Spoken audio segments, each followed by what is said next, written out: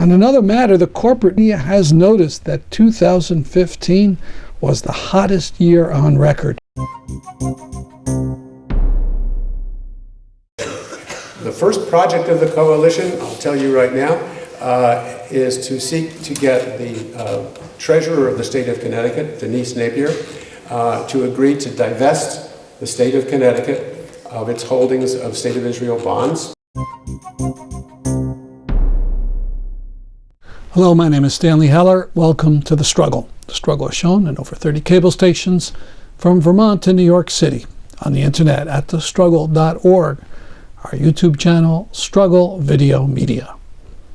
Today, a climate rally in March, the campaign for airdrops to end the sieges in Syria, and a Jewish voice supporting Palestinian rights. A sizable climate rally in March took place in Boston in mid-December. We haven't had a chance to cover it until now. The themes of the march were jobs, justice, and climate. Fittingly, you see people here in their shirt sleeves in mid-December in Boston, a date when people used to dress in heavy coats. One point was made was that the drastic changes that are needed to save a human-centered climate need not be a threat to good jobs. In fact, it should be obvious the worst carbon pollutant, coal-burning power plants, depends on coal mining, one of the most dangerous, unpleasant jobs on the planet. Not just because of cave-ins and explosions, but because of black lung, a disease that many foolishly thought to have been conquered. Many woke up after listening or reading a novel by John Grisham, Gray Mountain, which included some pretty grim descriptions of middle-aged miners doomed to a painful death by a disease they got sucking in years of coal dust. The trick is how to get rid of all lousy coal mining jobs and other dangerous employments and replace them with decent jobs. The free market just throws people on the scrap heap when it doesn't need them. On another matter, the corporate media has noticed that 2015 was the hottest year on record. Bloomberg News said it went up by a stunning margin. The record is usually beaten when the world temperature goes up by a couple hundredths of a degree. Last year, it went up a quarter of a degree. That is 25 hundredths. But also on Bloomberg, an article with the headline, "The World Has Discovered a $1 Trillion Ocean." It's all about how companies are licking their lips, thinking about how to suck more fossil fuels because the Arctic is going ice-free. Here's one line in the article. "There's no doubting the melting of the Arctic ice cap and the unveiling of resources below presents mind-boggling opportunities for energy, shipping, fishing, science, and military exploitation." Of course, the article says they'll do all this in a sustainable way. Right.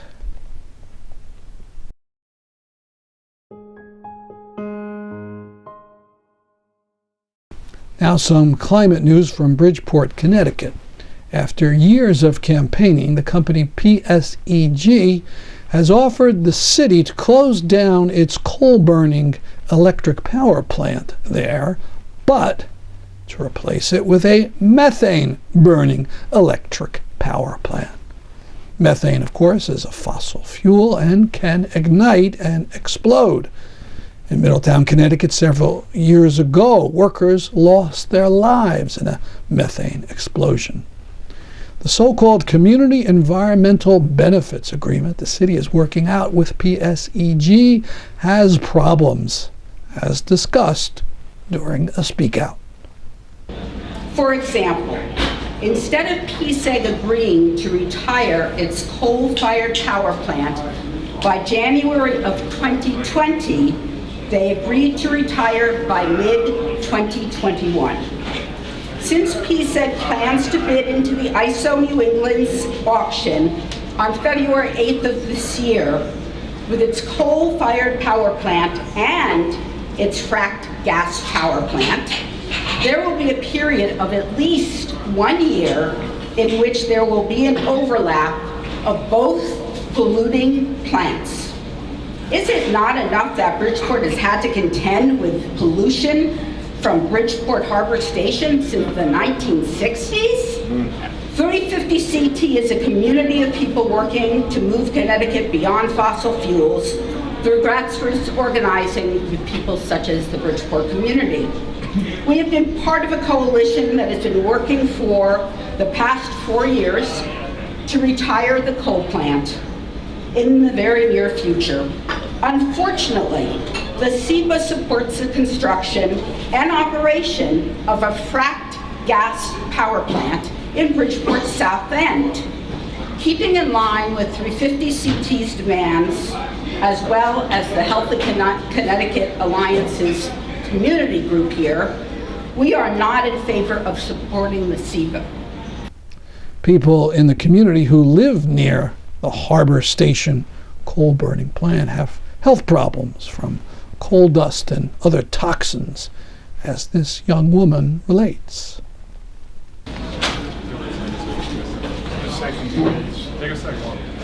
Hello everyone, my name is Jaysa Mellers. I am 10 years old and I attend Bryant School.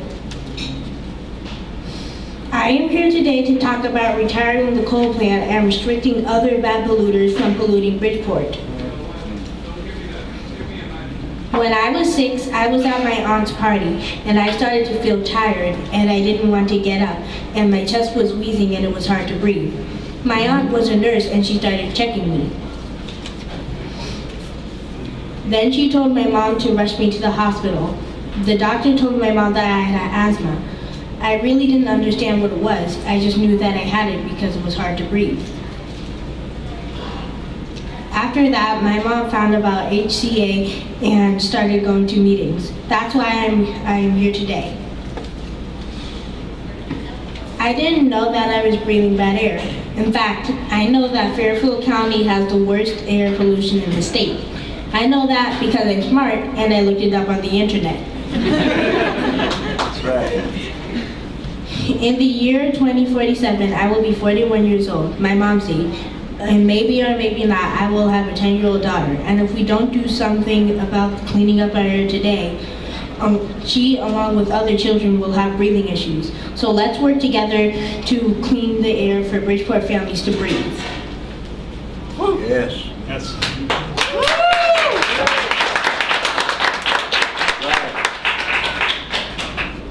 I think that it's not right for PSEG to pollute the air in 2021 with gas and coal plant running at the same time, while others like myself are reducing, reusing, and recycling.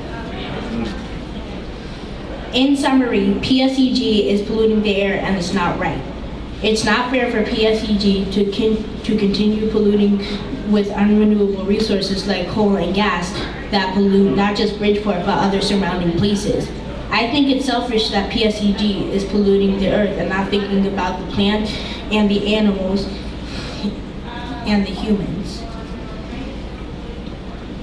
If we barely manage to put up with 2 fossil fuel plants is double the pollution. PSEG should retire the coal plant by 2020 to avoid more issues, if not sooner. I hope you consider what I've shared with you today. No coal, no gas, go green. On behalf of TSVN, I asked this question. What about the global warming effects of building a gas or methane burning plant? We had the Paris climate talks and we seem to be on a rather grave path to global warming. What about that aspect? I don't think it was addressed tonight. The Global Warming Solutions Act actually has been addressed in the SEBA to a certain point. I don't know where Ben is. Ben, can you come and perhaps address that in a little bit more detail? So I'm Ben Martin. I'm also from 350 Connecticut. The Paris climate agreements, if we're going to reach the targets of 2 degrees warming or their aspirational target of 1.5, we need to stop building new fossil fuels right now.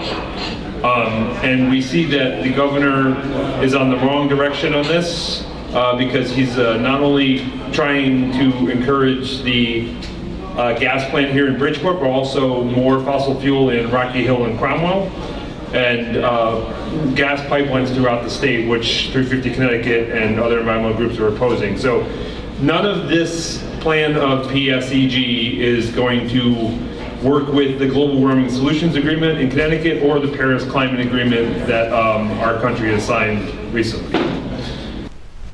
In past programs, we've talked about horrible starvation going on inside of Syria in cities and towns that are under siege. There's something like 49 towns and areas under siege, all but 2 by forces supporting Assad. Madaya had it worst of all, and terrible pictures of people starving went worldwide. This forced Assad and Hezbollah to allow in a month's worth of food. We did some interviews about this by Skype with Australian activist Michael Karadjis, which you can see in full on our YouTube channel. In this clip, we talk about the failure of the United Nations to take proper action. All right, let's talk now about the United Nations. Recently, there was a letter by 112 Syrians to Stephen O'Brien, who's the UN Undersecretary for Humanitarian Affairs. Yeah. And in part, it says, in many besieged areas, such as those around Damascus, UN warehouses full of life-saving aid are often just minutes away. Yeah. You, meaning the UN, are choosing not to deliver that aid to us, not because of danger from non-state groups who are prepared to give safety assurances, but because the Assad regime is not giving you permission. So is the UN just more or less doing what Assad wants? Well, but in effect, yes. I mean, obviously, it's more complicated than that, and behind the UN are the powers that do have some sort of ability to move things along. But ultimately, yes. That I mean, how can you argue with the fact that there's all this food right there, and not only that, but also the fact that the UN does supply lots of food to Assad-controlled regions, tons and tons and tons of it. Right, but it simply says, oh, okay, we can't even attempt to go into these places because the regime says no. UN resolutions give the UN the right to deliver food to these starving places. I mean, ultimately, if they tried to forcibly go and deliver food and the Assad regime forcibly stopped them, well, okay, well, then you'd have a case. Okay, we tried. And they forcibly stop us, and then that would be an international issue that the regime is preventing food deliveries. But I mean, there's been no attempt. They simply say, well, okay, well, we can't do it.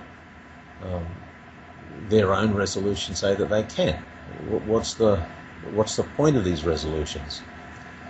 And these are UN Security Council. It's not just the General Assembly. It's the ones that are supposed to be international law.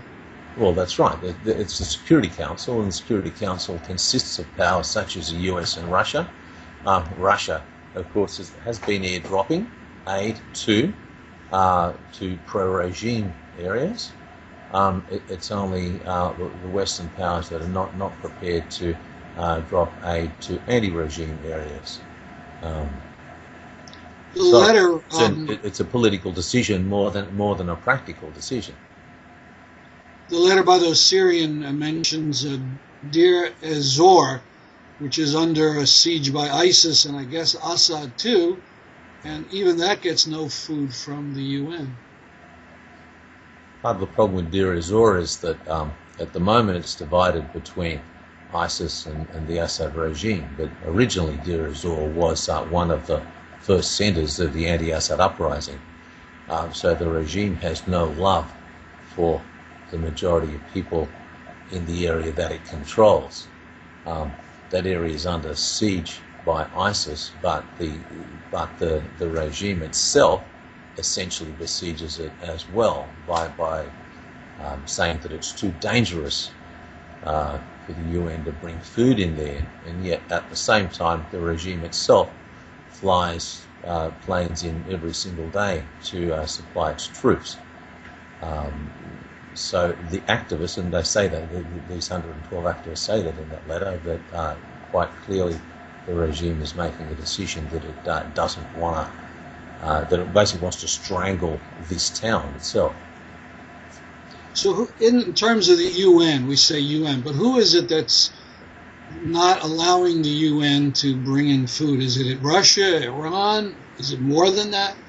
I don't, sorry, I don't have the details of the internal workings of the UN and the whatever Machiavellian kind of things are going on there. I mean, but you know, quite clearly you've got a situation where the most powerful state in the world, the United States, has been dropping bombs on Syria and on Iraq for something like 16 months. The simple demand to drop food rather than bombs, because food will actually help people eat, seems to me quite a simple and powerful demand. I mean, you know, if The sponsor of this program, the Middle East Crisis Committee, and Code Pink and Promoting Enduring Peace are working together to call on the U.S. to break the siege with airdrops of food and medicine. Code Pink has started a petition. It has already 1,500 signers. We urge you to join in the effort.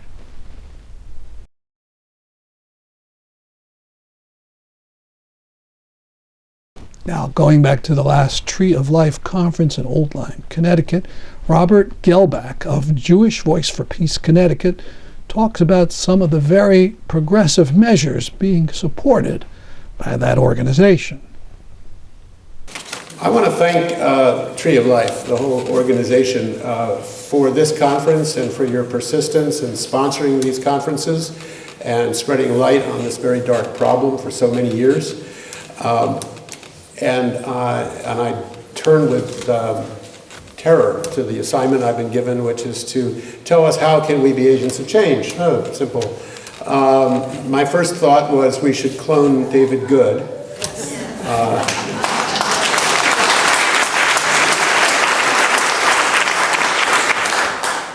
But after that, I got a little more practical. I think the problem is that each of us need to find a way that we personally can do something.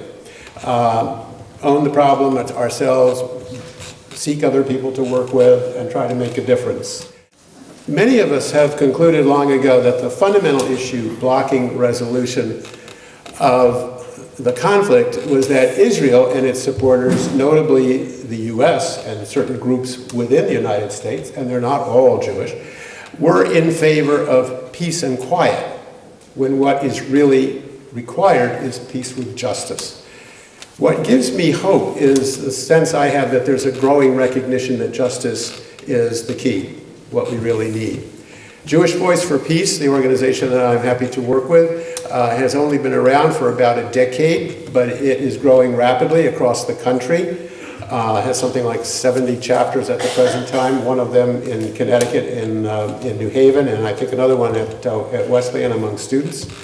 Although sometimes they call themselves Students for Justice in Palestine. I don't care what they call themselves, they're doing wonderful work. JVP has drawn in thousands of American Jews who've never had a leadership group in the US Jewish community that spoke to this issue of justice denied to Palestinians. So we, JVP, have decided to become that leadership group. There certainly have been other groups in local areas. Middle East Crisis Committee, I'm standing here looking at Stan Heller and knowing all the people here from Middle East Crisis Committee who have been working on this problem for many, many years. But it is now coming into a kind of a national focus with JVP, and we're all happy about that. And we've decided, because there hasn't been a leadership group around this issue, that we should try to become that leadership group. But we've also decided that we need to listen very carefully to Palestinians if we're going to try this. And we have been learning a great deal from Palestinians, as have you, by coming to these conferences and meeting people here and traveling, many of us, to Israel and Palestine and meeting people there. Especially we in JVP have been learning from the Palestinian National Committee for Boycott, Divestment, and Sanctions, and the broad coalition of Palestinian civil society organizations, over 170 different organizations from inside the West Bank and Gaza, from inside Israel, and from the Palestinian diaspora, joined together to endorse the Palestinian national call for boycott, divestment, and sanction. And we have decided that we want to be part of that. And so we have, as Jewish Voice for Peace, endorsed it. Not just endorsed certain pieces of it or parts of it, which at one time we did, but this last spring we said, we're in for the whole deal. We are in favor of the full boycott, divestment, and sanctions policy. And we hope that more organizations will join in that. We need to be clear what this BDS idea is. It's named for what people are asked to do: boycott, sanction, divest. But that's really not what it's for. That's not the purpose. There are three purposes of the project, and they are specifically to end the occupation, to promote equality under the law for all Palestinians in Israel, because that is not the case now, and to uphold the right of refugees from 1948 and 1967 to return to their country, to what Gideon Levy calls their real estate, and be compensated for homes and lands that were expropriated. These probably seem like enormous demands to be made on Israel. And that's only because the injustices visited on Palestinians have been enormous.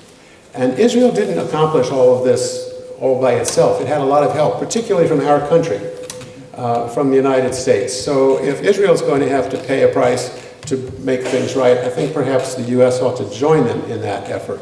If we can support $3+ billion or more annually for 10 years and looking into the future and possibly more for military assistance to Israel, maybe we should redirect the same amount of money to rebuilding the mess that has been made of the possibilities for peace.